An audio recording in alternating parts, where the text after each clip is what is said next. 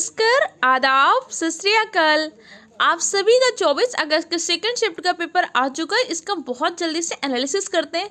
यहाँ पे आपको राइट आंसर से ज़्यादा उन बच्चों के लिए हेल्पफुल होगा जिनका अगली शिफ्ट में पेपर है। हम पूरा एनालिसिस करेंगे। अगर ये क्वेश्चन पूछा गया तो और कैसे क्वेश्चन पूछे जा सकते हैं, इनसे इंपॉर्टेंट चीज़ें क्या होंगी। देखो, पेपर का लेवल का जीएस थोड़ा सा बेटर हुआ है, लेकिन ऐसा नहीं से कह सकती कि बिल्कुल सरल था, क्योंकि ऑप्शन जो ऐसे रखे थे ना कि आपको एग्जाम हॉल में कन्फ्यूजन होगा।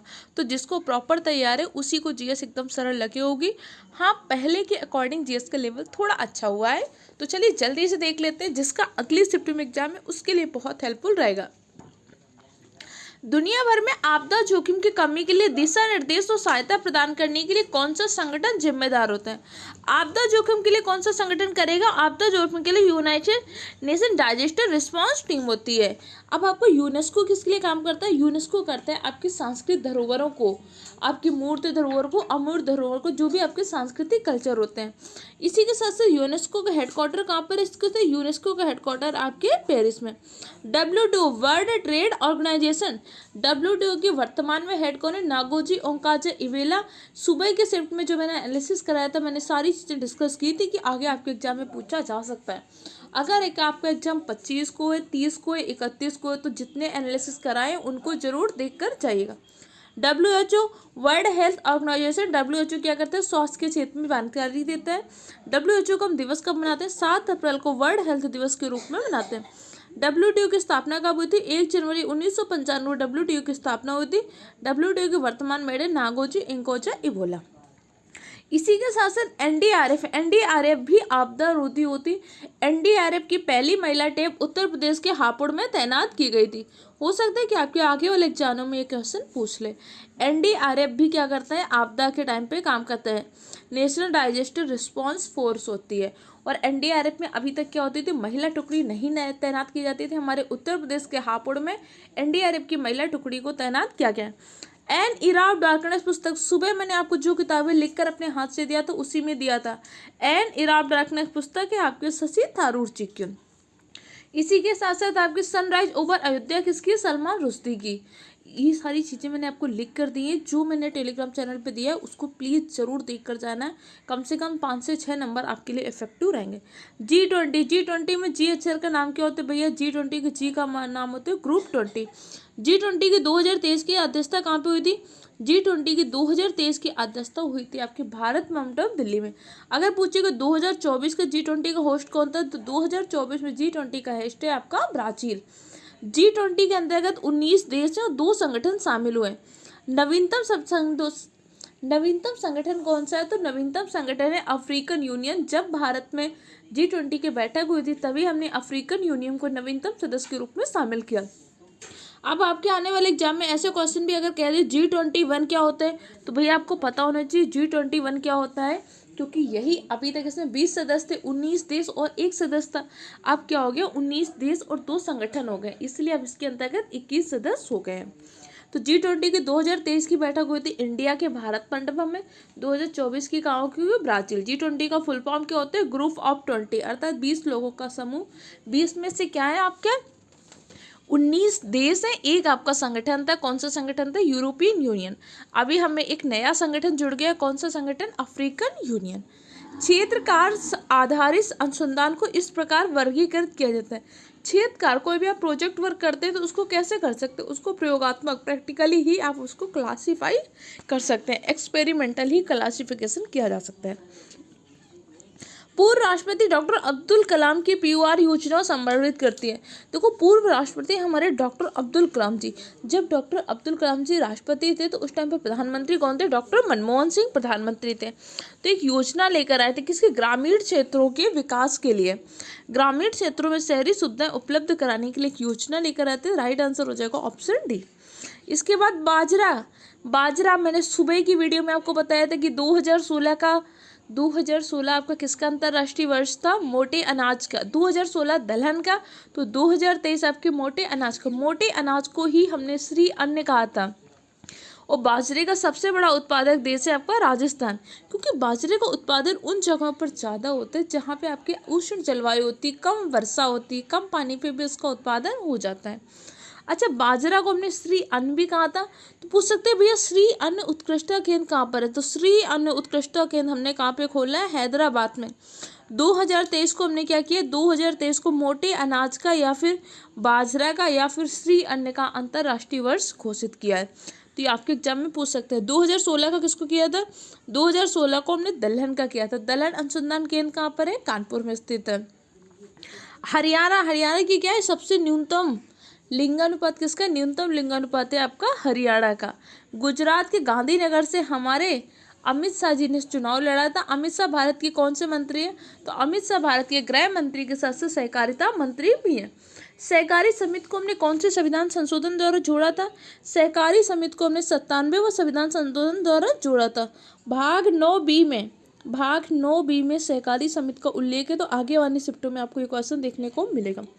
नरौरा परमाणु संयंत्र का है, उत्तर प्रदेश में एकमात्र परमाणु संयंत्र, मैंने आपको मल्टीपल लिखाया था कि नरौरा आपके उत्तर प्रदेश के बुलंदशहर शहर में स्थित है। इसी के साथ साथ पूछ सकते हैं कि हमारा पहला परमाणु संयंत्र कौन था, हमारा पहला परमाणु संयंत्र था अप्सरा भारत का पहला परमाणु संयंत्र था। अच्छा, हाथरस के एक जिले का उत्पाद क्या है, हाथरस की आपकी हींग बहुत ज़्यादा प्रसिद्ध है। हमीरपुर की क्या प्रसिद्ध है, हमीरपुर की आपकी जूतियाँ बहुत ज़्यादा प्रसिद्ध है। कानपुर और आगरा किसके लिए प्रसिद्ध है, कानपुर और आगरा आपके चमड़े के लिए प्रसिद्ध है। कानपुर को हम साइबर सिटी के नाम से जानते हैं, टेक्सटाइल सिटी कानपुर को कहते हैं, होजरी सिटी भी आपके कानपुर को कहते हैं। इसके साथ साथ कानपुर में डिफेंस कॉरिडोर भी और डिफेंस पार्क भी आपके कानपुर में। कानपुर में हम जल दीपावली का आयोजन भी करते हैं, तो गंगा बिटूर महोत्सव आयोजन का भी हमारे कानपुर में होता है। गंगा मेला का आयोजन भी हमारे कानपुर में होता है।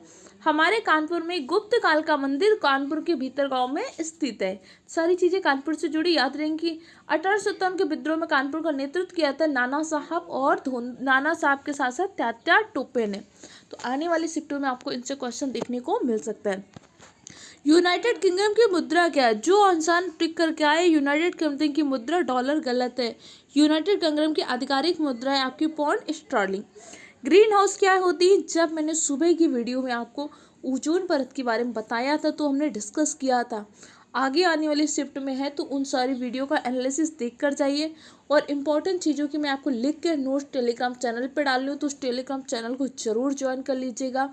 इसके साथ साथ आपको जीएसटी मानवाधिकार की आज मैंने ऑफलाइन क्लास में सारी चीज़ें पढ़ाई थी, मैं ऑनलाइन भी एक वीडियो ला दूंगी, उन सब चीज़ों को डिस्कस कर लेंगे, बस पढ़ के जाइए इतनी सारी चीज़ें। ग्रीन हाउस गैसें क्या करती है, ग्रीन हाउस गैसें जो औरक्त विकिरण को उत्सर्जित और अवशोषित करती हैं। जैसे मैंने आपको बताया था CFC होता है, ये भी क्या है, ग्रीन हाउस गैस है। कार्बन डाइऑक्साइड क्या है, आपकी ग्रीन हाउस गैस है। प्रत्येक पंजीकृत आपूर्तिकर्ता को दी गई पहचान संख्या, जीएसटी का क्वेश्चन छूट नहीं रहा है, जीएसटी आपको हर जगह देखने को मिल रही है। जो प्रत्येक पंजीकृत जो जीएसटी दायर करते हैं उसको एक नंबर देते हैं, GSTN बोलते हैं। GST goods and service tax कैसा टैक्स है, अप्रत्यक्ष कर का टैक्स है और समवर्ती सूची पर लगने वाला टैक्स है। जीएसटी किसके स्थान पर लाए थे, वैल्यू एडेड टैक्स के स्थान पर हम जीएसटी लाए थे। वैल्यू एडेड टैक्स हम कब लेकर आए थे, 2005 में।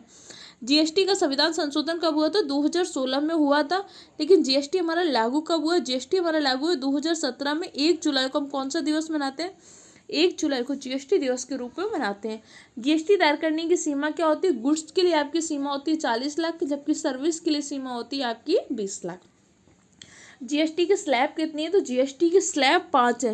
लेकिन पूछेगा जीएसटी के स्ट्रक्चर, जीएसटी का स्ट्रक्चर आपके 4 है। जीएसटी के ब्रांड एम्बेसडर 2017 में अमिताभ बच्चन जी को बनाया गया था। जीएसटी टैक्स कैसा है, समवर्ती सूची का टैक्स है, अर्थात केंद्र सरकार राज्य सरकार दोनों लगाती है, जिसे हम बोलते हैं इंटीग्रेटेड जीएसटी। तो हो सकता है आपके एग्जाम में आप क्वेश्चन पूछ ले IGST क्या होता है। IGST का मतलब होता है इंटीग्रेटेड जीएसटी। एक होता है आपका सेंट्रल जीएसटी CGST, एक होता है आपका स्टेट जीएसटी, एक होता है आपका इंटीग्रेटेड AST। क्योंकि जीएसटी हमने 3 स्तर पे लगाते हैं, संघ अपना लगाता है, राज्य अपना लगाता है, समवर्ती सूची अपना लगाती है। जो आवश्यक वस्तु होती है जैसे दूध वगैरह, उसमें जीएसटी कितनी लग रही है, उसमें जीएसटी लग रही है 5%। हमारी शिक्षा पर जीएसटी कितनी लग रही है, शिक्षा पर जीएसटी लग रही है 28%। जीएसटी दरों को निर्धारण कौन करता है, जीएसटी परिषद होती है, जिसका उल्लेख हमारे अनुच्छेद के 279A में है। जीएसटी परिषद में जीएसटी स्लैब पर निर्धारण करते हैं वित्त मंत्री, क्योंकि जीएसटी परिषद के अध्यक्ष कौन होते हैं? वित्त मंत्री। हमने कहाँ से जीएसटी मॉडल को लिया? कनाडा से। जबकि जीएसटी पहली बार किस देश ने लागू किया था अपने यहाँ पे? फ्रांस में। भारत में पहला राज्य जिसने जीएसटी को लागू किया? असम। भारत में अंतिम राज्य जिसने जीएसटी को लागू किया? जम्मू कश्मीर। साइबर सुरक्षा पहल किस वर्ष प्रारंभ हुई थी? साइबर सुरक्षा पहल हमने भारत में स्टार्ट किया था 2016 में। किस दिन को अंतर्राष्ट्रीय शांति दिवस के रूप में मनाते हैं? अंतर्राष्ट्रीय शांति दिवस मनाते हैं 21 सितंबर को। भारत की महिला प्रधानमंत्री इंदिरा गांधी जी, अभी परसों की क्लास में मैंने आपको सारी चीज़ें बताई थी। मायावती उत्तर प्रदेश की दूसरी महिला मुख्यमंत्री है।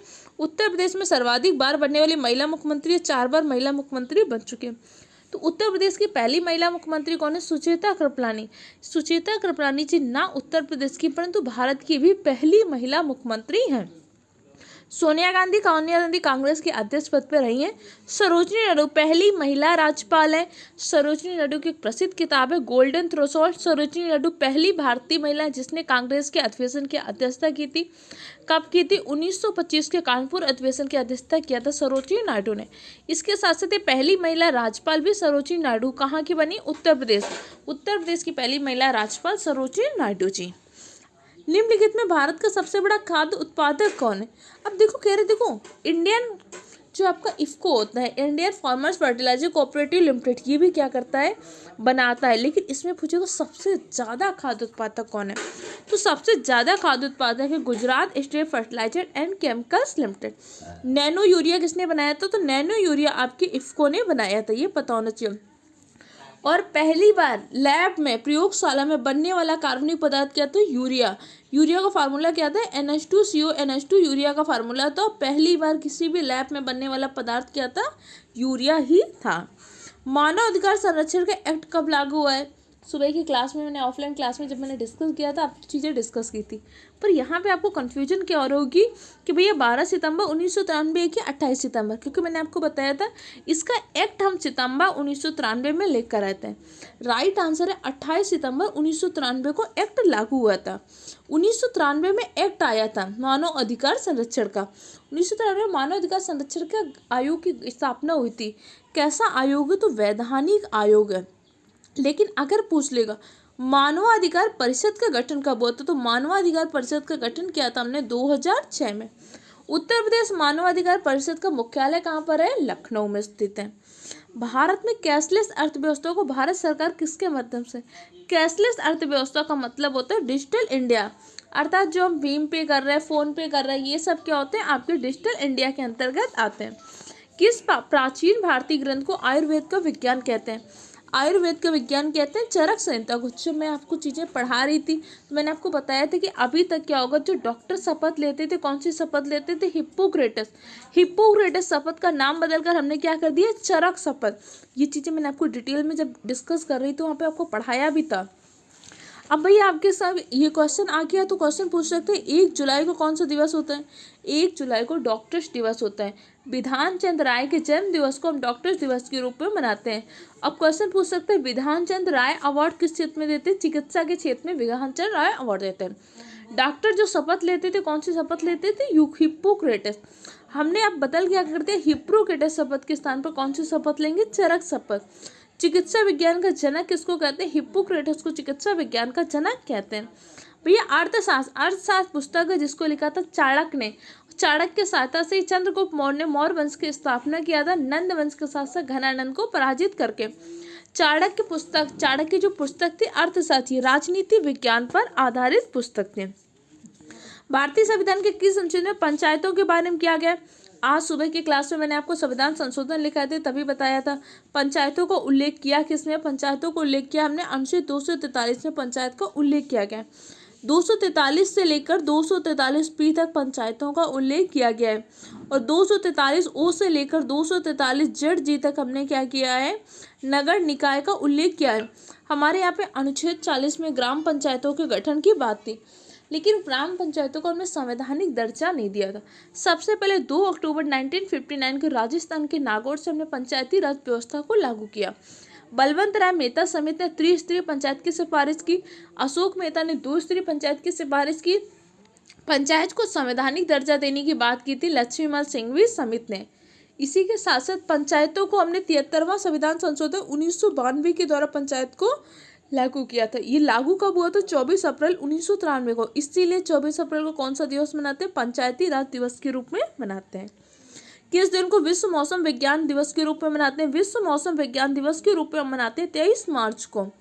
और एसएसी का जो कोड होता है उसमें कितने अंक होते हैं? एसएसी का जो कोड होता है उसके अंतर्गत आपके 6 अंक होते हैं। भारत के लौह पुरुष के रूप में किसे जाना जाता था? भारत के लौह पुरुष हम किसको कहते हैं? सरदार वल्लभ भाई पटेल को। सुबह के एग्जाम में क्वेश्चन क्या आया था? सरदार वल्लभ भाई पटेल कौन से सत्याग्रह से जुड़े थे? 1928 के बारदौली सत्याग्रह थे। और बारदौली सत्याग्रह में ही सरदार पटेल की उपाधि दी गई। तो अब अगले एग्जाम में क्वेश्चन पूछ सकते हैं, इनके जन्म दिवस को 31 अक्टूबर को कौन सा दिवस मनाते हैं? राष्ट्रीय एकता दिवस के। इनकी प्रतिमा कहाँ पर? सरदार सरोवर बांध में इनकी प्रतिमा बनाएगी, केवड़िया गुजरात में, जो विश्व की सबसे ऊंची प्रतिमा है। सरदार वल्लभ भाई पटेल ने ही मेटकॉप हाउस से सिविल सर्विस को क्या बोला था? सिविल सर्विस को भारत का स्टील फ्रेम ऑफ इंडिया का था। इसीलिए 21 अप्रैल को कौन सा दिवस मनाते हैं? सिविल सेवा दिवस के रूप में मनाते हैं। ये सारी चीज़ें सुबह की क्लास में डिस्कस की हैं, तो एक बार उन सारी क्लास को जरूर देख कर जाइएगा। इसके साथ साथ जो मैंने आपको पीडीएफ दी, आप क्वेश्चन उनसे पूछ रहे हैं। भारत ने ब्रिटिश शासन से किस वर्ष स्वतंत्रता प्राप्त की? भैया ये तो सबको पता होगा, 15 अगस्त 1947 को हम स्वतंत्र हुए थे। तो 14 अगस्त को हमने कौन सा दिवस मनाया था? 14 अगस्त को हमने मनाया था विभाजन विभीषका दिवस। अब आपके मॉडर्न हिस्ट्री से क्वेश्चन पूछ रहा है, 7 अगस्त को कौन सा दिवस मनाते हैं? 7 अगस्त को हथकरघा दिवस और भाला फेंक दिवस के रूप में मनाते हैं। 9 अगस्त 1925 को क्या हुआ था? 9 अगस्त 1925 को काकोरी ट्रेन एक्शन हुआ था। 7 अगस्त 1905 को क्या हुआ था? 7 अगस्त 1905 को स्वदेशी आंदोलन बहिष्कार आंदोलन का प्रस्ताव आया था। इसी के साथ साथ 16 अगस्त 1946 को क्या हुआ था? 16 अगस्त 1946 को मुस्लिम लीग ने प्रत्यक्ष कार्रवाई दिवस के रूप में मनाया था। 14 अगस्त को हमने विभाजन विभीषका दिवस के रूप में मनाया था। 1997 में अपनाई गई अंतर्राष्ट्रीय संधि का उद्देश्य रासायनिक हथियारों के उत्पादन, भंडारों, प्रयोग को समाप्त करना है। देखो 1997 में एक संधि लेकर आए थे। कौन सी संधि थी? तो संधि थी आपकी व्यापक परमाणु परिचय प्रतिबंध संधि, सीबीटीबी लाए थे। इसके माध्यम से हमने कहा था कि कोई भी देश बिना इजाजत की क्या करेगा? परमाणु परीक्षण नहीं करेगा। सुबह की क्लास में भी चीजें डिस्कस की थी, आधे को वही क्वेश्चन पूछ रहा है। जम्मू कश्मीर में वार अगेंस्ट वेस्ट के राजदूत के रूप में सितंबर में नामित किसे किया था? वार अगेंस्ट वेस्ट के राजदूत में हमने कैप्टन बाला सिंह को नामित किया था। राइबोसोम का कार्य क्या होता है भैया? राइबोसोम करता है क्या है? राइबोसोम आपकी प्रोटीन निर्माण की फैक्ट्री है। राइबोसोम क्या करता है? प्रोटीन का संश्लेषण करता है। अब राइबोसोम में भी 2 पार्ट होते हैं, एक होता है कौन सा? चिकना, एक होता है आपका खुरदुरा। अगर डिटेल में ऐसे पूछ ले कि भैया चिकना वाला क्या करता है, तो चिकना वाला राइबोसोम करता है लिपिड का संश्लेषण, जो खुरदुरा वाला राइबोसोम के कार्य होते हैं वो प्रोटीन का संश्लेषण करते हैं। अब क्वेश्चन पूछ सकते हैं कि लाइसोसोम को क्या कहते हैं? लाइसोसोम को कहते हैं आत्महत्या की थैली। कोशिका का पावर हाउस किसको कहते हैं? कोशिका का पावर हाउस कहते हैं माइटोकॉन्ड्रिया को। कोशिका का परिवहन अंग किसको कहते हैं? गोल्जी बॉडी को। गोल्जी बॉडी को ट्रॉफिक पुलिस ऑफ बॉडी भी कहते हैं। मानव शरीर की संरचनात्मक कार्यात्मक इकाई क्या है? कोशिका मानव शरीर की संरचनात्मक कार्यात्मक इकाई है। अगला क्वेश्चन देख लेते हैं। मैंग्रोव वितरण के रूप में अंडमान निकोबार द्वीप समूह जो मैंग्रोव वनस्पतियां होती हैं, देखो एक तो आपकी मैंग्रोव वनस्पति कहाँ पे पाई जा रही थी? सुंदरबन डेल्टा में। इसके अलावा उत्तरी अंडमान के क्षेत्र में भी आपकी मैंग्रोव वनस्पतियां पाई जाती हैं। अगला, नोए का मतलब क्या होता है? देखो नोए का मतलब क्या होता है? ये क्या करता है? नेशनल ओशियन एटमॉस्फेरिक एसोसिएशन के जुड़ा हुआ है, तो राष्ट्रीय समुद्री वायुमंडल के जुड़ा हुआ है आपका नोए। अगला कह रहे कौन सा भारतीय राज्य चाय का प्रमुख उत्पादक है? जब मैंने आपको जीआई टैग बताया था तभी बताया था कि भैया चाय के लिए कौन सा प्रसिद्ध है? असम। लेकिन पहला जीआई टैग हमने 2004 में किसको दिया था? पहला जीआई टैग 2004 में दार्जिलिंग चाय को दिया था। दार्जिलिंग चाय कहाँ से जुड़ी हुई है? आपके पश्चिम बंगाल से। इसके साथ साथ पूछ सकते हैं कि भैया केरल में आपका मसाला अनुसंधान केंद्र है, कौन सा? केरल में। अब इसके बाद कॉफ़ी के लिए कौन सा है? तो कॉफ़ी के लिए आपका कर्नाटका प्रसिद्ध है। आम, आलू, गन्ना के लिए कौन प्रसिद्ध है? आम, आलू, गन्ना के लिए प्रसिद्ध है आपका उत्तर प्रदेश। अब पूछ सकते हैं मसाला उत्पादन में 2020-21 में पहले स्थान पर कौन था? तो मसाला उत्पादन में था मध्य प्रदेश। दलहन के उत्पादन में कौन है? मध्य प्रदेश। बाजरा का सर्वाधिक उत्पादन कहाँ पे होता है? बाजरा का सर्वाधिक उत्पादन होता है आपके राजस्थान में। अगला, संयुक्त राष्ट्र सुरक्षा परिषद की भूमिका क्या है? संयुक्त राष्ट्र सुरक्षा परिषद करता है क्या है? तो ये आपके अंतर्राष्ट्रीय शांति और सुरक्षा को बनाए रखता है। सांस्कृतिक आदान प्रदान का काम कौन करता है? यूनेस्को। यूनेस्को का हेडक्वार्टर कहाँ पे स्थित है? पेरिस में स्थित है। इसी के साथ साथ एससीओ ने, शंघाई सहयोग संगठन ने अपनी सांस्कृतिक राजधानी बनारस को घोषित किया है। देखो, भारत की सांस्कृतिक राजधानी तो ऑलरेडी बनारस थी, लेकिन एससीओ ने भी अपनी सांस्कृतिक राजधानी बनारस को घोषित कर दिया। ये वही बनारस है जहाँ पर क्या होता है? आपका देव दीपावली का आयोजन होता है। ये वही बनारस है जहाँ पे आपका स्वर्ण मंदिर है। ये वही बनारस है जिसे हम घाटों के शहर के नाम से जानते हैं। ये वही बनारस है जहाँ से प्रधानमंत्री नरेंद्र मोदी जी का संसदीय क्षेत्र है। ये वही बनारस है जहाँ पे क्या हुआ था? आपके तिरंगा बर्फी को जीआई टैग मिला था। ये वही बनारस है जो आपकी 16 महाजनपदों में सबसे महत्वपूर्ण जनपद था आपका काशी। काशी में बोले जाने वाली बोली को क्या बोलते थे? कसिका बोलते थे। अगला देख लेते हैं। ये जो चीज़ें आपको डिटेल से अलग चीज़ें बता रही हूँ ना, आपको अगली बार इन्हीं से क्वेश्चन देखने को मिलेगा। कह रहे किस अध्ययन में गैर कानूनी और आतंकवादी गतिविधियों से निपटने की रूपरेखा प्रदान किया था? भैया उपा ने किया था। पास्को क्या होता है? पास्को होता है जो बच्चों के साथ रेप, यौन शोषण की घटनाएं होती तब हम पास्को का एक्ट लगाते हैं। मीसा क्या होता है? मीसा आपका निवारक निरोध होता है। जब मैं आपको आर्टिकल पढ़ा रही थी तो मैंने आपको 2 प्रकार के निरोध बताए, कितने नहीं बताए थे? निवारक निरोध और दंडात्मक निरोध। तो मीसा आपका क्या होता है? निवारक निरोध के अंतर्गत आता है। देखो, सारी चीज़ें मैं आपको पढ़ाई हैं।